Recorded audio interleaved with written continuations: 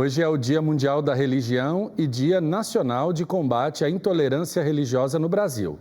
O objetivo da data é promover o respeito, a tolerância e o diálogo entre todas as diversas religiões existentes no mundo. E Dom Edmar Peron, bispo da Diocese de Paranaguá, no Paraná, nos mandou um vídeo incentivando a convivência pacífica entre todas as diferentes ideologias religiosas e doutrinais. Vamos acompanhar. O dia 21 de janeiro foi escolhido para ser o dia de combate à intolerância religiosa. Imagino sempre que a praça de uma cidade, dos nossos bairros, poderiam ser imagem para esse combate. Que ali as pessoas pudessem se encontrar, as crianças brincar, os artistas se apresentarem, quem tem alguma coisa para vender, colocar sua barraquinha. Infelizmente, nem sempre é assim. Há grande insegurança e muitas vezes violência em nossas praças. Por isso é que ela é a imagem desse dia, porque aquilo que é o sonho ainda não se tornou uma realidade. Nós podemos tornar a praça um lugar de convivência tranquila, serena, alegre. E as relações entre as religiões também, de respeito profundo, de abertura, de compreensão. A fraternidade não é um aspecto unicamente do Evangelho de Jesus Cristo. Está presente na base de todas as religiões. Por isso, reconhecer a outra pessoa como um irmão não é algo cristão, mas é algo que pode unir todos nós que cremos. E esta compreensão de que somos irmãos poderia combater aquela ideia de que a outra pessoa é minha adversária, precisa ser eliminada, eu sou superior a ela. Não, é melhor caminhar juntos numa cidade, num país, reconhecendo o valor, estimando o valor religioso, a prática religiosa e combatendo toda espécie de intolerância.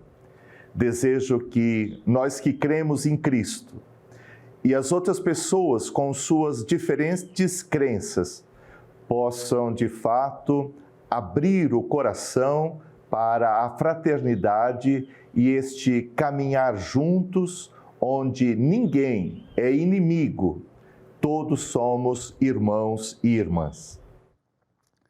Nosso muito obrigado a Dom Edmar pelo vídeo e o assunto que Dom Edmar Peron, bispo da Diocese de Paranaguá, abordou no vídeo é o tema da nossa entrevista de hoje. Afinal, esta é uma data muito importante e que nos dá a oportunidade para exercer a consciência, a compreensão e a reflexão diante das diferentes expressões e denominações religiosas.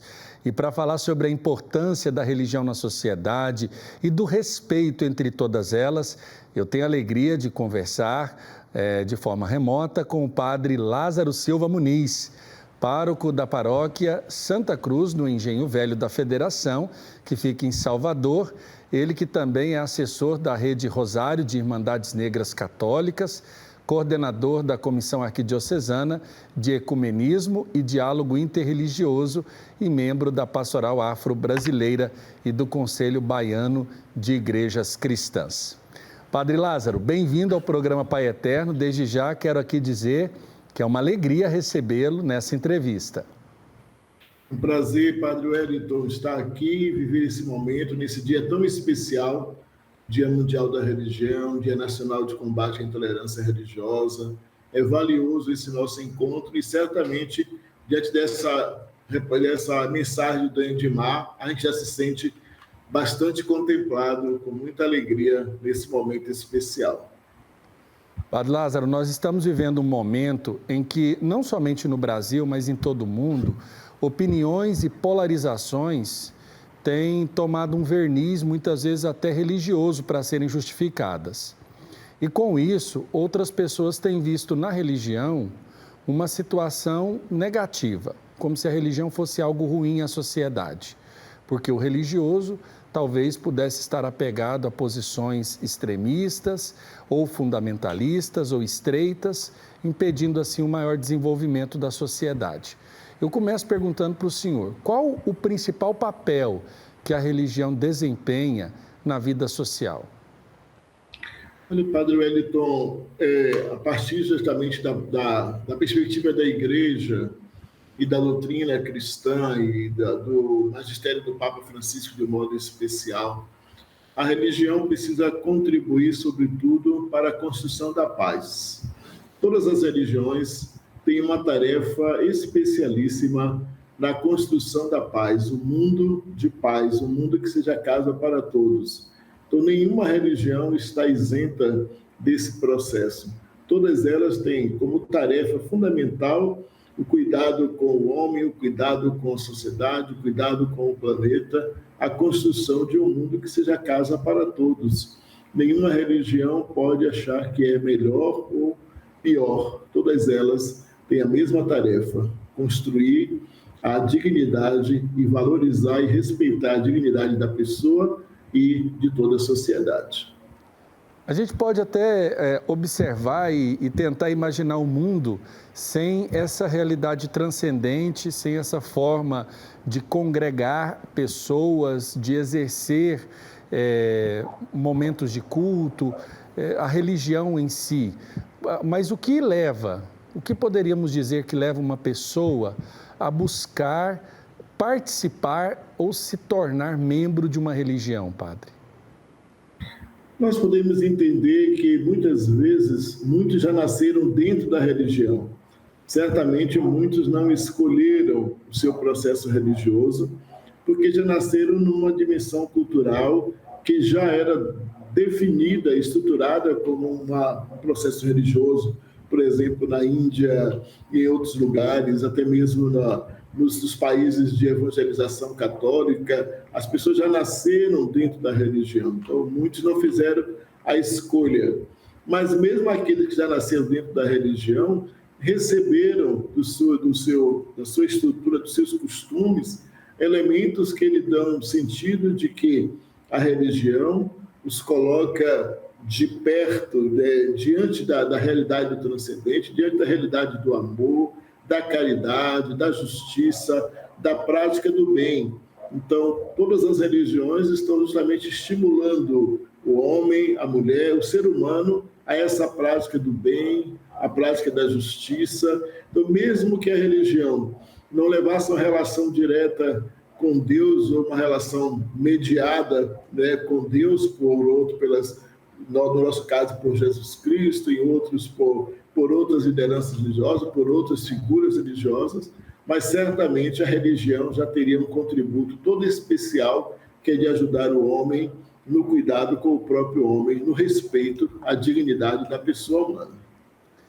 Agora, falando sobre um tema que já esteve à baila de uma série de discussões, principalmente no âmbito político, de posicionamentos conflitantes em nosso país, quando se fala de Estado laico e liberdade religiosa. Como quem está em casa pode entender essas duas realidades e como elas se completam? Estado laico e liberdade religiosa no Brasil.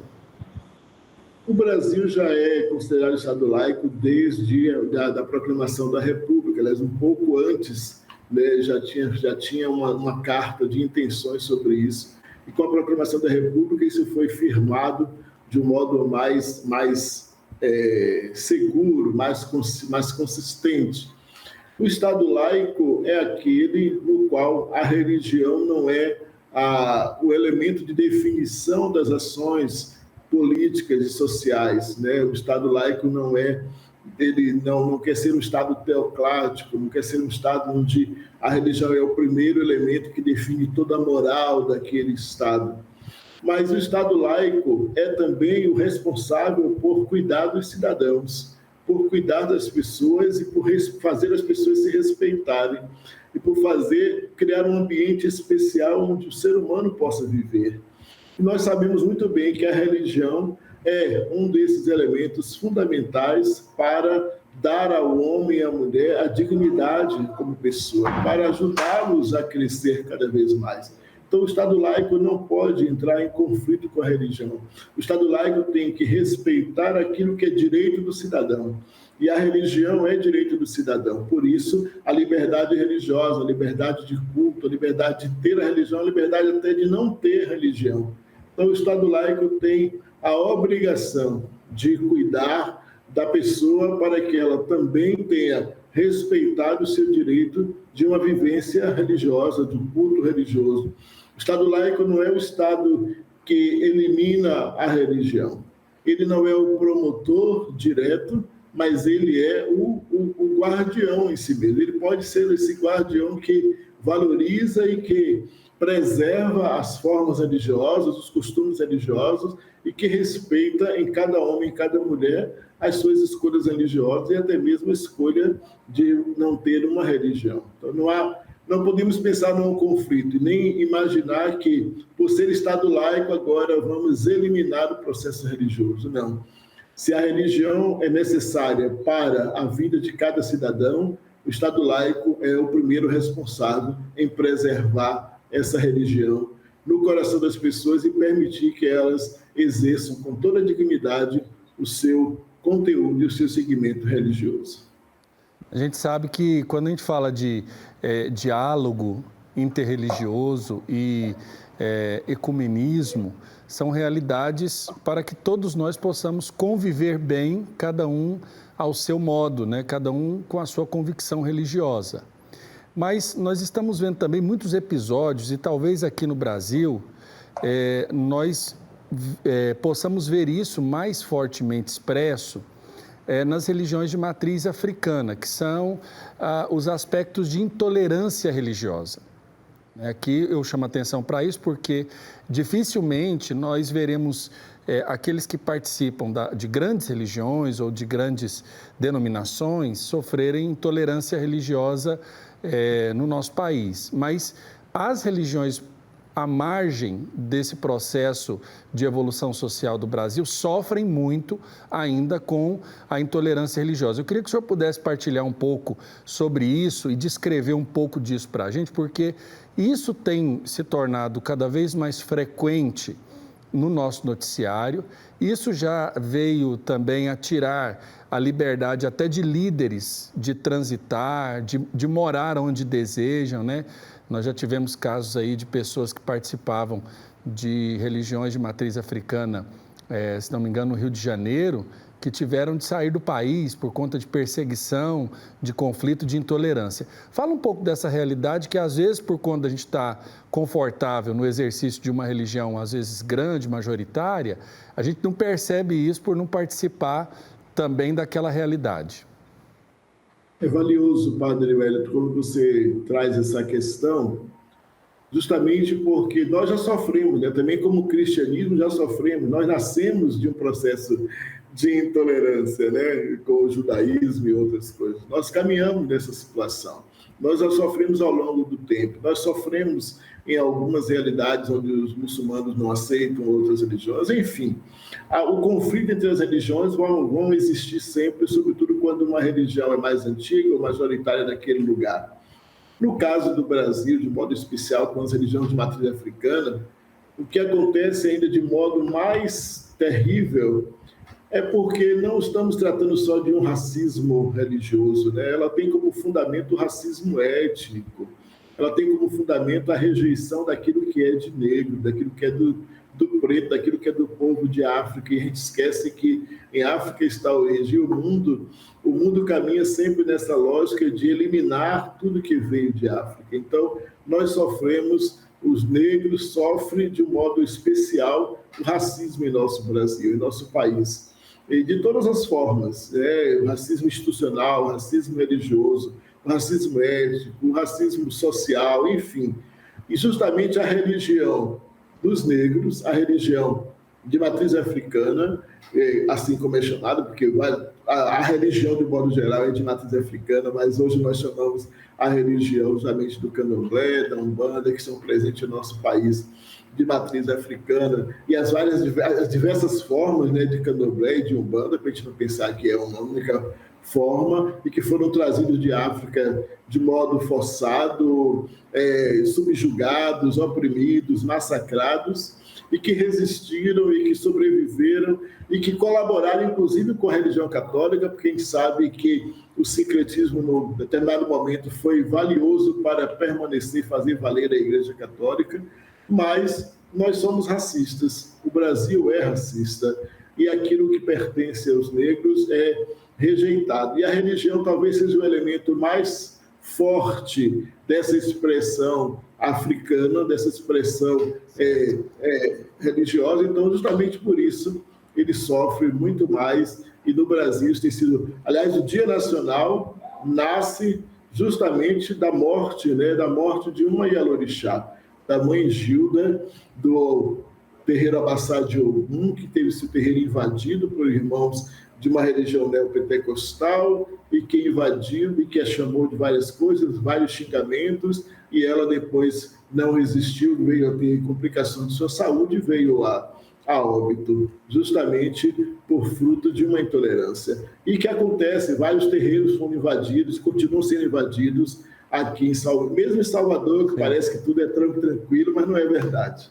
As coisas são dolorosas. E eu testemunho o trabalho que o senhor já desenvolve há tanto tempo, principalmente aí na região do Pelourinho, junto às irmandades, aos grupos étnicos que ali se posicionam também com a sua fé, de modo muito bonito. Padre Lázaro, nosso tempo já se esgotou, eu quero agradecer a nossa... Pois é um tema que, se a gente pudesse, a gente poderia falar aqui a tarde toda, porque tem muitos elementos, né? E é muito rico, graças a Deus, falar de ecumenismo e diálogo interreligioso. Mas eu quero acho que eu falei demais, não deixei isso nem perguntar. Eu falei muito, mas tudo bem. Não, que é isso. Mas, olha, muito obrigado. Quero aqui deixar o meu abraço ao senhor e também a todos aqueles que trabalham pelo ecumenismo e pelo diálogo interreligioso. E, com certeza, nós vamos voltar a falar mais vezes desse assunto aqui no programa Pai Eterno. Viu, Padre? Obrigado. Eu que agradeço, um grande abraço a todos e respeitemos as religiões, porque antes de ter que tolerar, nós precisamos respeitar toda a religião. O meu irmão não é meu adversário porque pertence a outra religião, ele é meu irmão. Tá certo. Muito obrigado, Padre.